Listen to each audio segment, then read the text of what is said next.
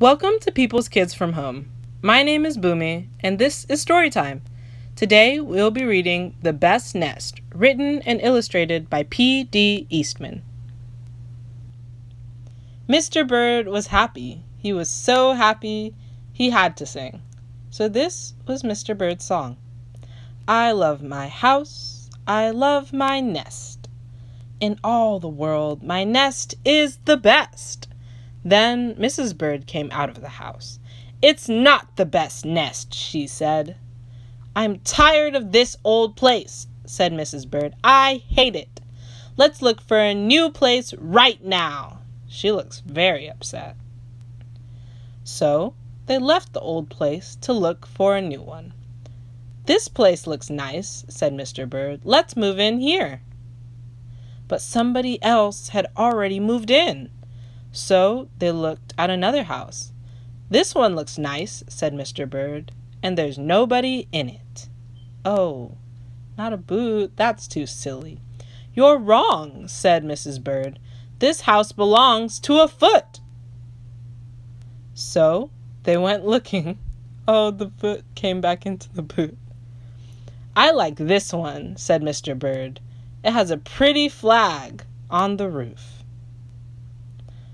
I've always wanted a house with a flag, said Mrs. Bird. Maybe this place will be all right. But it was not all right. I guess I made a mistake, said Mr. Bird. Ooh, I wonder what happened. Oh no, it's a mailbox. You make too many mistakes, said Mrs. Bird. I'm going to pick the next house. And here it is, right here. Oh, look at that. And they flew in. They looked around. Isn't it too big? Asked Mr. Bird. I like this place, said Mrs. Bird. This is the place to build our nest. They went right to work. They needed many things to build their nest. First, they got some hay. They got some soda straws. And broom straws. They got some sweater string. They got some stocking string. And mattress stuffing. They got some horse hair. Some man hair. Oh, this is so silly. Soon they had all the hay, all the straw, all the string, all the stuffing, all the horsehair, and all the man hair they could carry. They took it all back to build their nest. Mr. and Mrs. Bird worked very hard. It took them the rest of the morning to finish their nest. This nest is really the best, said Mrs. Bird. I want to stay here forever. Oh, they're so happy with their nest. Mr. Bird was very happy too. He flew to the top of his house. He sang his song again. I love our house. I love our nest. In all the world, our nest is the best. He was so busy singing, he didn't even see Mr. Parker coming. Every day at 12 o'clock, Mr. Parker came to the church. Mr. Parker came to pull a rope.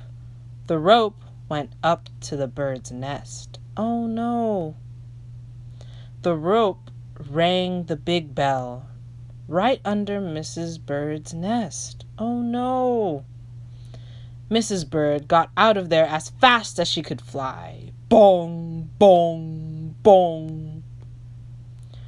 When Mr. Bird came in, all he could see was a mess of hay and string and stuffing and horsehair and man hair and straws. Where was Mrs. Bird? Oh, she's running away. I will look for her until I find her, says Mr. Bird. He looked high. He looked low. He looked everywhere for Mrs. Bird. He looked down into a chimney, but Mrs. Bird wasn't there. He looked down into a water barrel, but Mrs. Bird wasn't there. Then he saw a big, fat cat. There was a big, fat smile on the fat cat's face. There was some pretty brown feathers near the fat cat's mouth as well. Oh, no. Mr. Bird began to cry. "Oh, dear," he cried. "This big fat cat has eaten Mrs. Bird." Mr. Bird flew off. "I'll never see her. I'll never see Mrs. Bird again," he cried. It was getting dark. It began to rain. It rained harder and harder. Mr. Bird could not see where he was going. Crash! Mr. Bird bumped into something. It was his old house, that old house that Mrs. Bird hated. "I'll go inside," said Mr. Bird. "I'll rest here until the rain stops." Mr. Bird went in, and there was Mrs. Bird sitting there, singing, "I love my house, I love my nest. In all the world this nest is the best." "You, here!" Mr. Bird gasped. "I thought you hated this old nest." Mrs. Bird smiled. "I used to hate it," she said, "but a mother bird can change her mind, you see. There's no nest like an old nest for a brand new bird." And when the egg popped open, a new bird thought so too. Look, it's a new bird.